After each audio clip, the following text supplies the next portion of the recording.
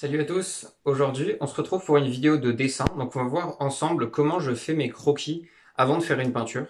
Donc c'est vraiment un style de dessin, une façon de faire et une façon de penser différente de quand on veut uniquement faire le dessin.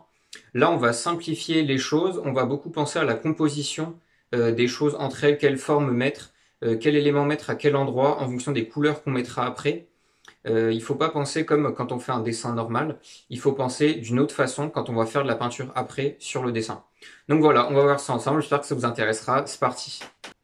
Ok, donc on se retrouve devant la feuille et je vais vous expliquer au fur et à mesure les étapes que je suis pour faire mon dessin. Donc vous allez voir, c'est vraiment très simple en fait, faut pas faire un dessin surchargé, vraiment avec les éléments clés qu'il faut pas rater pour que votre peinture se ressente bien, que ce soit la perspective, des éléments un petit peu plus complexes ou bien la disposition des choses, gardez votre composition. Une première chose qui est bien à faire quand on commence un dessin, c'est de respecter une composition qui va permettre de faire quelque chose de dynamique, qui se ressente bien, parce qu'il peut y avoir des choses très belles si la composition est mal faite, c'est-à-dire qu'on prend le mauvais angle de vue, ou alors on respecte pas des bonnes proportions, et ça va pas être joli.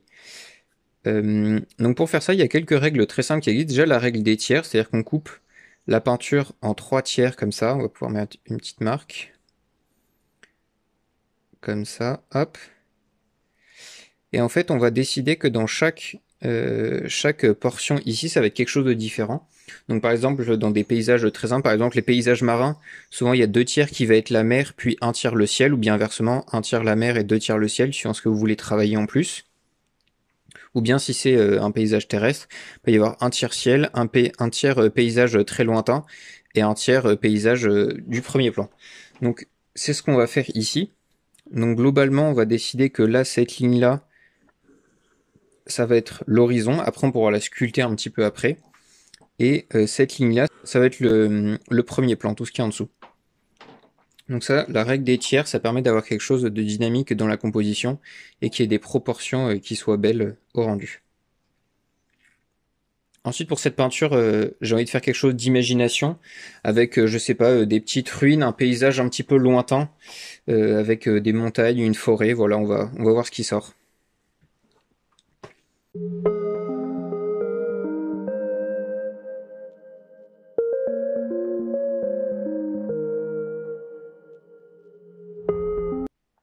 Donc ici, vous pouvez voir que pour faire des montagnes, je les fais à peu près au niveau de la ligne d'horizon. Bon, elles sont un petit peu au-dessus pour que le ciel paraisse en dessous. Et donc je viens juste marquer la forme générale, en essayant de bien alterner les formes, de pas faire quelque chose qui se répète, des choses qui soient trop clichés en pic avec une montagne au milieu, pour avoir quelque chose qui fasse un petit peu naturel. Et je viens pas mettre plus de détails parce qu'en fait ça va mettre trop de détails, puis de toute façon après avec la peinture on les verra plus, et puis ça changera un petit peu. Donc je viens juste mettre l'essentiel, et ça permet ensuite de s'y retrouver pour la peinture, et de pas se perdre dans sa composition. Donc ici j'ai décidé que la ligne d'horizon ce serait assez montagneux, et ensuite ici il y aura une zone de forêt, donc j'ai juste marqué le tour. Après je sais qu'à l'intérieur ce sera un peu de chaos vert, avec différentes teintes de vert, et puis peut-être des petits troncs tout petits sur le bord de la forêt. Finalement je vais changer un petit peu ma composition. Je vais garder les montagnes ici, et là on va dire que ça tombe dans la mer, donc la mer sera pile à la ligne d'horizon. Ici, voilà, bon, la mer ou un lac, on s'en fiche un peu. Et on va faire le bord du lac comme ça. Voilà, donc une partie montagneuse qui tombe dans un lac.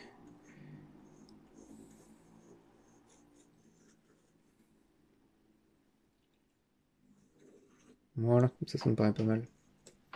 Maintenant, je vais m'intéresser au premier plan, avant de détailler, peut-être rajouter des éléments sur l'arrière-plan, pour voir en fait les zones qui se verront, et puis celles qui n'auront pas trop d'intérêt, ce sera juste une couleur de fond sans trop d'importance.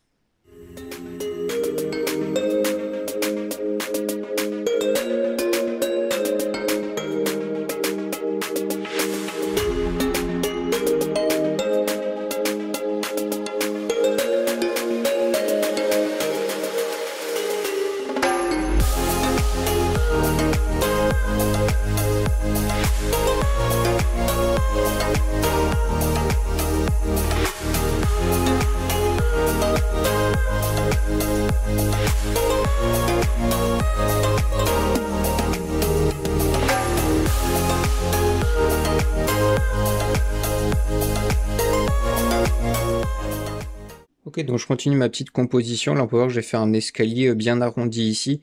C'est pour avoir un rythme complémentaire de ce côté-là. En fait, ça va faire quelque chose qui se répond des deux côtés, ce qui est assez intéressant. Et ensuite, pour casser un petit peu le rythme monotone comme ça avec les différents plans, pour pas que ce soit tout plat, bah, je vais mettre des rythmes verticaux avec les deux colonnes. Donc ici, on va avoir des petites ruines. Là, il y a deux colonnes avec un morceau cassé ici. Ensuite, une balustrade ici qui va être cassée également. On va rajouter ici devant une petite tente. Ça va permettre de faire de la couleur. On va faire un genre de grand drapé comme ça. Qui serait tendu vers le haut. Hop.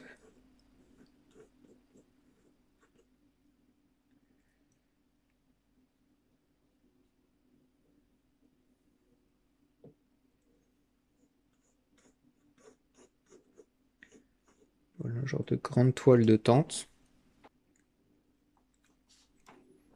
Ici, on va venir casser la distance entre le premier plan et l'arrière-plan en faisant une colline ici. Donc là, ce serait la ligne de la colline qui descend derrière. Et puis du coup, on voit le paysage au loin qui est ici. Ça va permettre de faire la liaison entre ces deux plans-là. Hop là. Puis ici, du coup, on peut faire la forêt qui revient dans cette zone-là avec, par exemple, un premier arbre. Ici, on va faire un gros arbre au premier plan, ce qui pourrait être assez intéressant à faire. Qu'est-ce qu'on pourrait faire comme arbre? Un chêne. On va faire un gros chêne. Le chêne, c'est un arbre avec des branches assez noueuses comme ça qui partent un peu partout.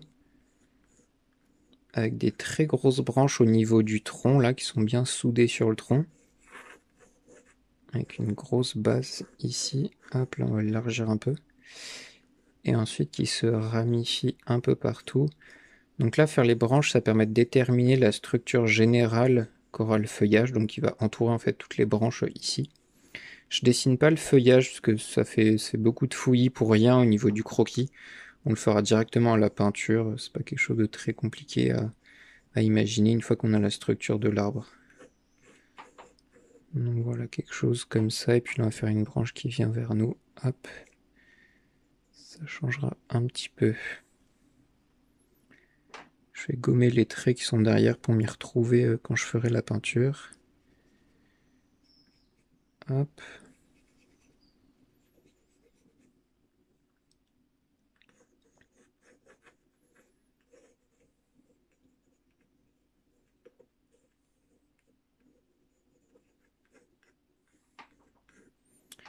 Voilà, donc globalement on aura des feuilles ici. Ça permettra de faire un beau détail par-dessus le ciel, parce qu'on aura plein de petites feuilles en transparence et tout. Ce sera assez sympa à faire.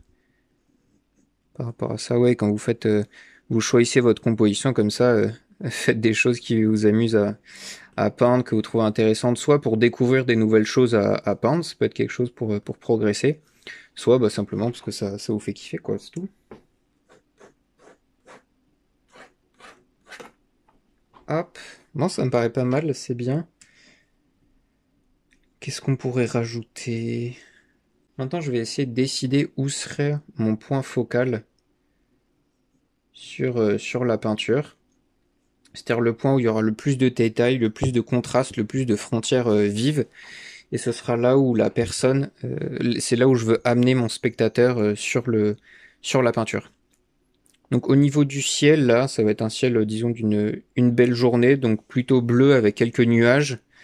Les montagnes, là, seront à l'arrière-plan, elles seront assez bleues. Là, une partie de mer. Là, ce sera des tons de vert, là, du vert très foncé.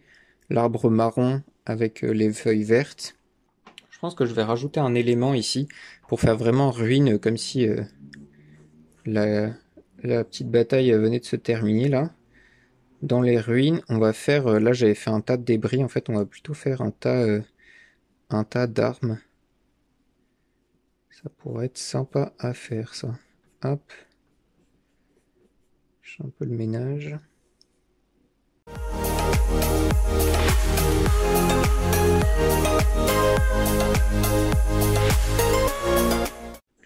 Donc là, pour cet élément, en fait, je pourrais m'amuser à tout détailler, mais ce serait pas très joli et stratégique. Donc en fait, je vais juste faire une masse derrière avec un petit peu les mêmes couleurs que les éléments de devant, mais une masse très sombre à l'ombre. Et ensuite, par-dessus, je vais faire quelques armes que je vais beaucoup détailler et sur lesquelles je vais mettre des reflets métalliques qui vont être très très clairs et très vifs par rapport au fond qui est derrière. Et c'est ça qui va permettre de faire le point focal, c'est le mélange entre les détails que je mettrai sur les armes et le contraste entre les reflets ici qui vont être quasiment blancs et le fond qui sera quasiment noir.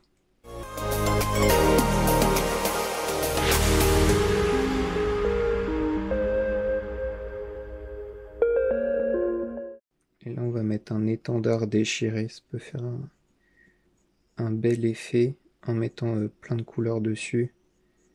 Du doré, un petit peu de métallique, voilà, quelque chose comme ça. Voilà. Bon bah ça me paraît pas mal. Faut encore que je réfléchisse à ce qu'on fait là et ce qu'on fait là comme variation pour pas que ça fasse tout plat. Bon là les montagnes seront plutôt bleues, on va faire des variations qui viennent jusqu'ici avec là du vert très foncé. Puis là pareil on fera un genre de sable dégradé jusqu'au vert, vert foncé sous l'arbre là. Mais donc voilà, ça me paraît pas mal. Bon alors finalement j'étais pas très content de ma composition, j'avais pas envie de faire quelque chose avec des ruines. Donc j'ai changé tout le premier plan pour faire un vrai bâtiment avec des grandes tentures. Bon je vous explique pas tout ce que j'ai fait parce que c'est la même démarche qu'avant. Simplement j'ai changé les éléments.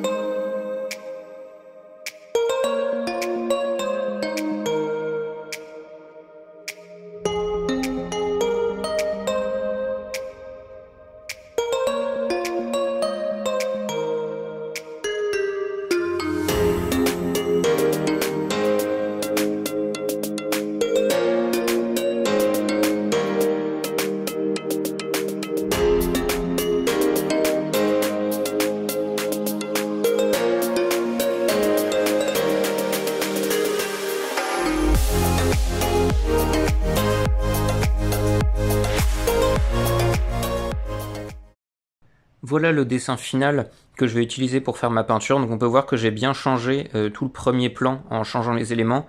Alors pendant le tutoriel, j'ai fait une grosse erreur de perspective sur le bâtiment, sur les colonnes en haut. J'ai inversé la perspective comme si on les voyait de dessus, alors qu'en fait on les voit d'en dessous, donc j'ai changé ça après.